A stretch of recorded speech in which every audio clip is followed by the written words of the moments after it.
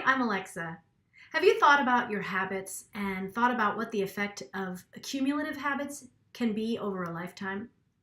I read a book at the beginning of the year called Atomic Habits by James Clear, and it was really good, although I didn't really realize at the moment what kind of effect it would have. And here we are in June, half a year has gone by, and I have, in fact, established a few habits. And sort of accidentally, I've been following his method. So I would like to go back and read the book. But before doing that, I just wanted to share with you my progress and some things that I've learned and some fun little doodads that I got that will also help along the way of tracking habits.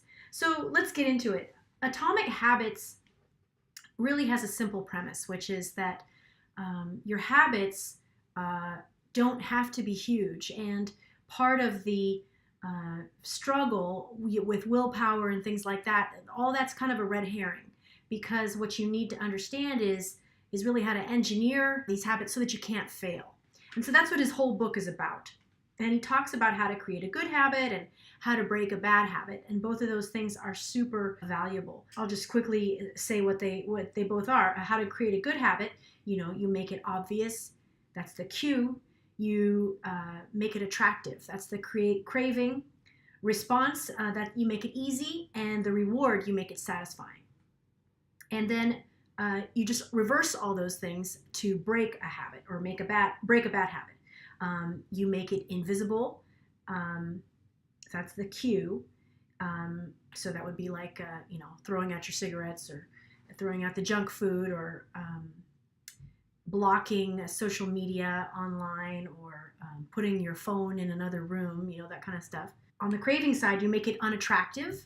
On the response side, you make it difficult to do. So again, if you set up multiple blockers or scripts on your computer that will shut down a window when you open up a particular website, things like that. And conversely, the opposite, to make things better, you could write some scripts on your computer that open up a series of programs or actions that you tend to avoid doing, so that when you go to the computer, it's already waiting for you, so you don't have to, go through the barrier. Not that it's a huge barrier, of course, but the mental barrier of opening up that particular job or particular work. And the final thing about breaking a bad habit is you make it unsatisfying. But before I get into a little bit more about habits, I wanted to share something that I just encountered a day ago. And it was this Bruce Lipton video. And this guy, Bruce Lipton, he might be a little bit of a hack or a quack.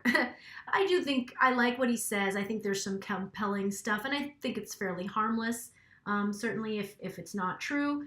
But he talks about your conscious and your subconscious in this one particular video. Your conscious mind is the part of you that goes, information, give me more information. And your subconscious mind, and I hadn't thought about this before, so your subconscious mind is the habits. That's the autopilot, right? So your subconscious mind, you don't want it actually to be easy to throw off those habits, right?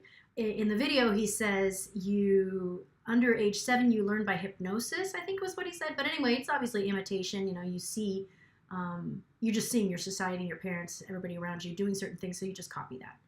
Then over age 7, according to him, you have to learn it by repetition, and that's where habits come in. The final point that he said that I want to mention, even though it's not entirely applicable to this video, he talks about 72 hours to gain skill. And what I thought was fascinating about this idea, and my son pointed out 72 hours. He's like, oh, they just come up with these random numbers. People want to hear that. They like 72 hours.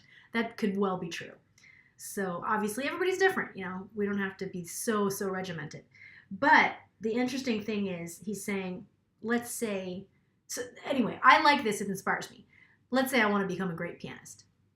If I expose myself to the thinking and the music of the greats for 72 hours, at some point, or I practice as well, at some point between that practicing and exposure, basically what he's saying, if I got this right, is you're sort of attuned, and the information is out there. It's like out in the universe, basically. It's out there, and you're attuned, and now it starts flowing through you.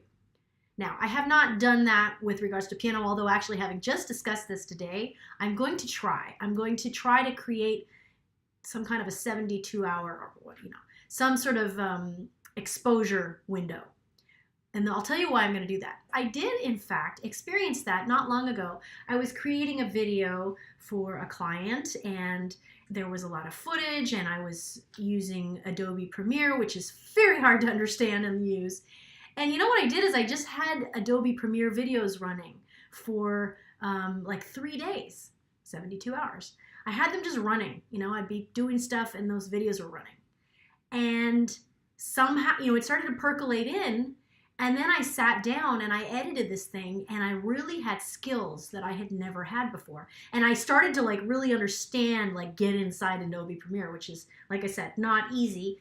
And I know that this is becoming more and more common thanks to YouTube. I know people are doing this, and I've done this before. There's also a priming effect. I think that's very true. So for instance, if I go for a run, and maybe if I'm not in the mood, sometimes I'll put on running motivation. And I've told you before about cleaning motivation, when I would put on Obsessive Compulsive Cleaners Country House Rescue. Oh, what a great show. And then the first time it happened, it was like crazy. I realized there was some weird effect happening because I watched it for half an hour and I didn't realize the effect it would have on me. And then I started cleaning like a crazy person, and to the extent to which I realized it was actually a dangerous show for me to watch. I want to get into what I've been doing. I'm on day 42, something like that, of my 365-day piano challenge. What I didn't realize I was doing was I was actually repeating the Atomic Habits principle, because I decided to post a video a day. And some of the videos, they can be as short as 20, 30 seconds long.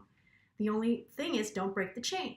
That also enables me to preload videos when I'm traveling. So that's, as James Clear points out, aggregation of marginal gains, searching for that tiny margin of improvement in everything you do, really can add up. He says it's easy to overestimate the importance of one defining moment. We're always looking for that defining moment, and underestimate the value of making small improvements on a daily basis.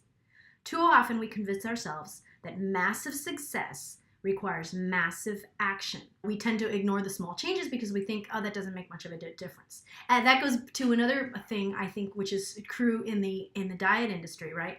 It's always about shed massive amounts of weight. And what is that? We all know that's not sustainable. Wouldn't it be better to shed a very small amount of weight every day, or gain a very small amount of muscle every day, and at the end of the year find yourself, 20 pounds lighter, 5 pounds lighter, whatever it is. Actually, apropos of that, I'm sorry, this video is just a hodgepodge of information. I just came across something else amazing that I had never heard, and I do not know if this is true. I'd love to verify this. Haven't we all heard this idea that your metabolism slows every day of your life as you get older? Now, I've often fought that perception, because usually the way it goes, usually the truism is it slows by 1% a year.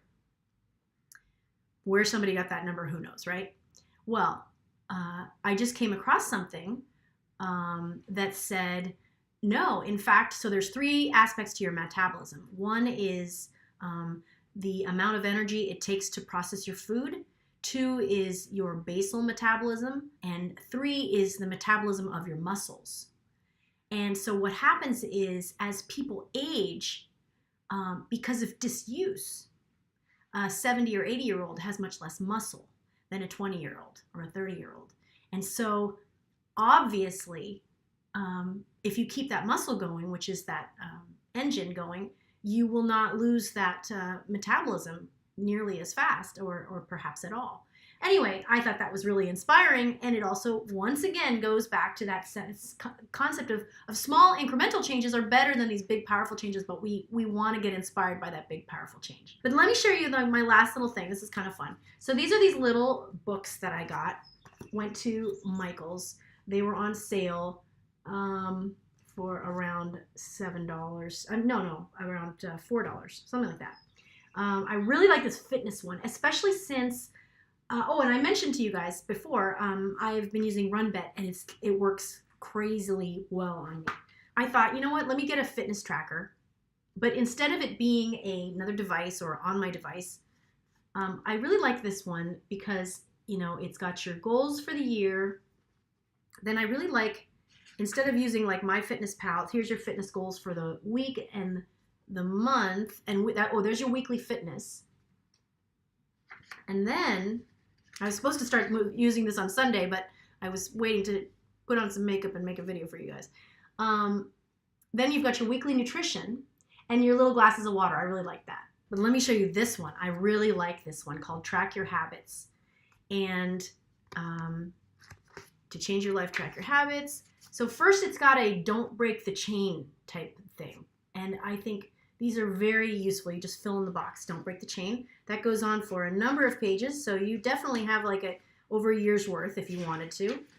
Then it has build new habits, and you define each habit, and then you indicate, so this would be 1, 2, 3, 4, 5, 6. So this would be 6 weeks for each habit. You could do a start date, completed, what worked, what didn't work. I really like that.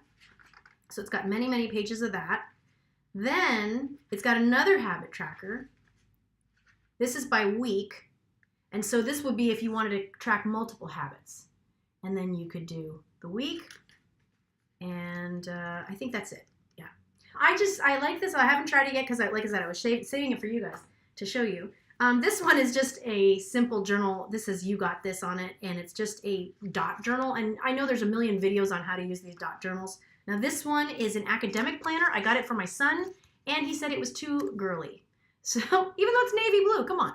But I just like this. It's got the calendar. It's got a bunch of calendars in front, and then it's got assignments in the back, and projects and assignments and assigned reading and school contacts. I just thought, these were cute. So that's it. Those are my little books that I'm going to use. Forming habits to reprogram your subconscious. It's not about willpower.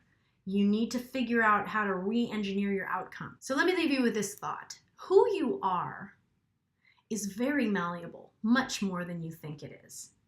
And in fact, you fall to the level of your systems instead of rising to the level of your goals. This is a James Clear point. Your identity is what you do repeatedly. A lot of people have said that. So what kind of person do you want to be? The person who does this particular action every day.